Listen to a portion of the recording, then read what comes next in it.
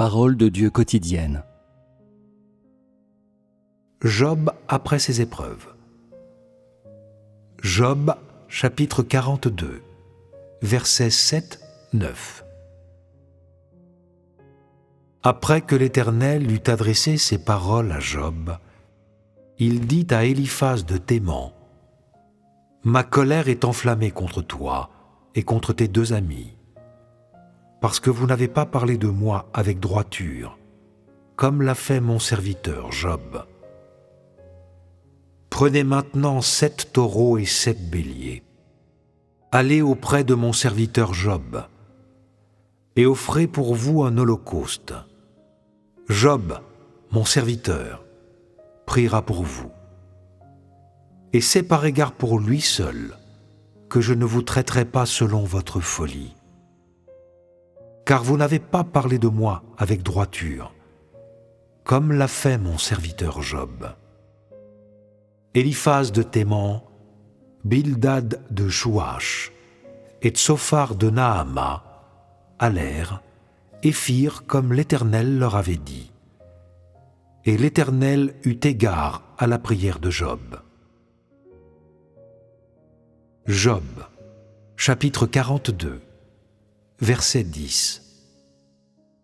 L'Éternel rétablit Job dans son premier état, quand Job eut prié pour ses amis. Et l'Éternel lui accorda le double de tout ce qu'il avait possédé. Job, chapitre 42, verset 12. Pendant ces dernières années, Job reçut de l'Éternel plus de bénédictions qu'il n'en avait reçues dans les premières. Il posséda 14 000 brebis, 6 000 chameaux, 1000 paires de bœufs et 1000 ânesses.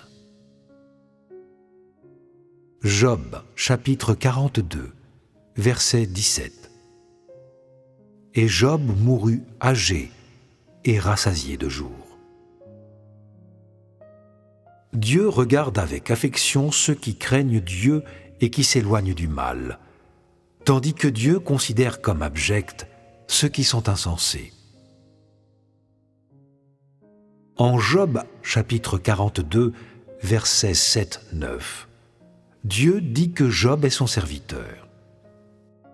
Son utilisation du terme « serviteur » pour se référer à Job démontre l'importance de Job dans son cœur.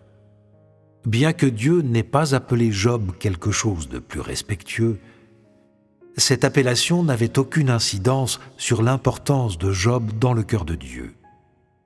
Serviteur, ici, est le surnom que Dieu donne à Job.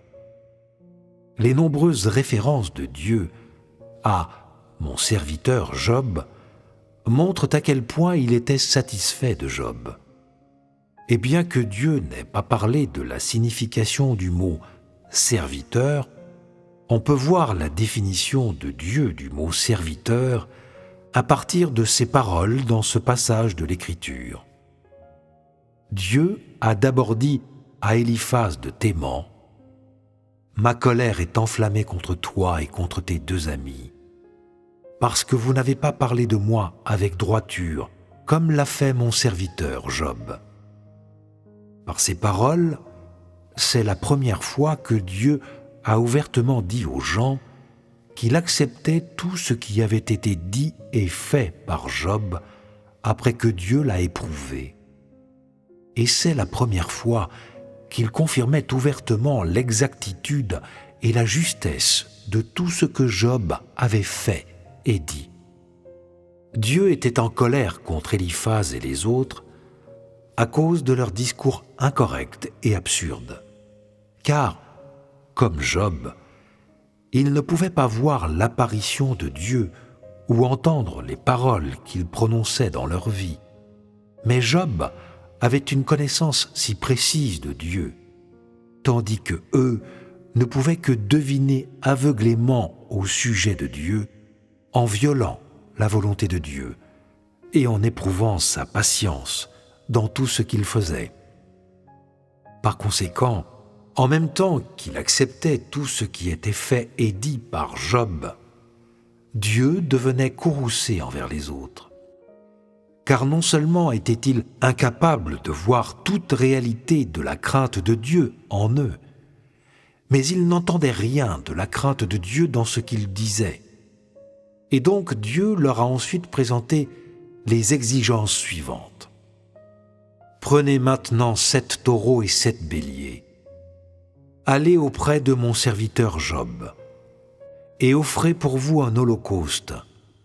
Job, mon serviteur, priera pour vous, et c'est par égard pour lui seul que je ne vous traiterai pas selon votre folie.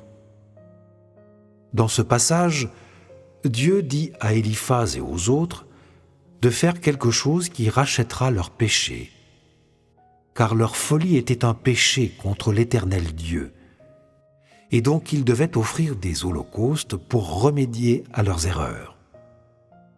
Des holocaustes sont souvent offerts à Dieu. Mais ce qui est inhabituel à propos de ces holocaustes, c'est qu'ils ont été offerts à Job. Job a été accepté par Dieu parce qu'il a rendu témoignage à Dieu pendant ses épreuves. Pendant ce temps, ses amis de Job furent exposés au temps de ces épreuves. À cause de leur folie, ils furent condamnés par Dieu. Ils excitèrent la colère de Dieu, et ils devraient être punis par Dieu, punis en offrant des holocaustes devant Job. Après quoi, Job pria pour eux, afin d'écarter le châtiment et la colère de Dieu. L'intention de Dieu était de les couvrir de honte, car ils n'étaient pas des gens qui craignaient Dieu et s'éloignaient du mal. Et ils avaient condamné l'intégrité de Job. D'une part, Dieu leur disait qu'il n'acceptait pas leurs actions, mais acceptait grandement Job et prenait plaisir en lui.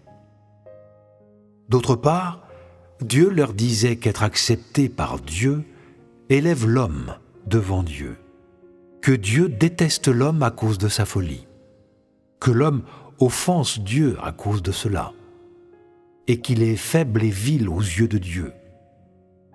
Voilà les définitions données par Dieu de 2 types de gens.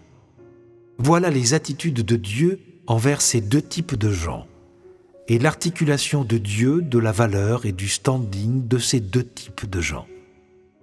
Même si Dieu a appelé Job son serviteur, aux yeux de Dieu, ce serviteur était aimé et il avait reçu l'autorité de prier pour les autres et de leur pardonner leurs erreurs.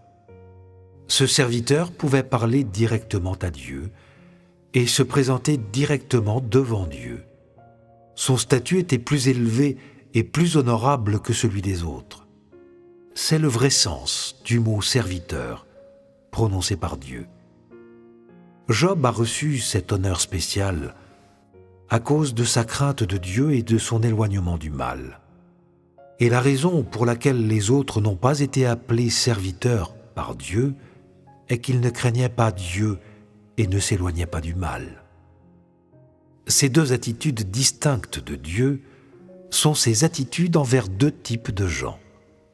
Ceux qui craignent Dieu et s'éloignent du mal sont acceptés par Dieu et considérés comme précieux à ses yeux, tandis que ceux qui sont insensés ne craignent pas Dieu et sont incapables de s'éloigner du mal et ne peuvent recevoir la faveur de Dieu.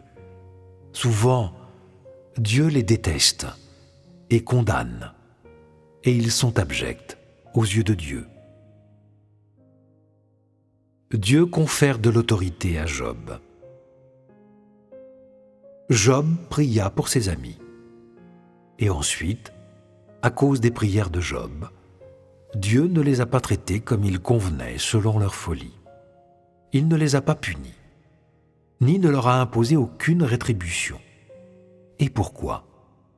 Parce que les prières du serviteur de Dieu, Job, pour eux, étaient parvenues à ses oreilles.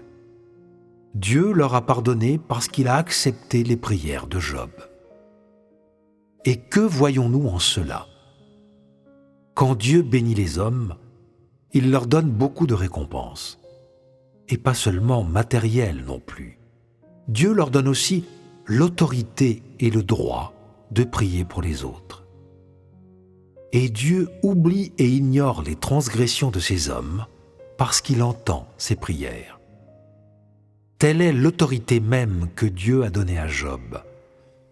Par la prière de Job, pour mettre fin à leur condamnation, l'Éternel a couvert ces hommes stupides de honte, ce qui, bien sûr, était sa punition spéciale pour Éliphaz et les autres.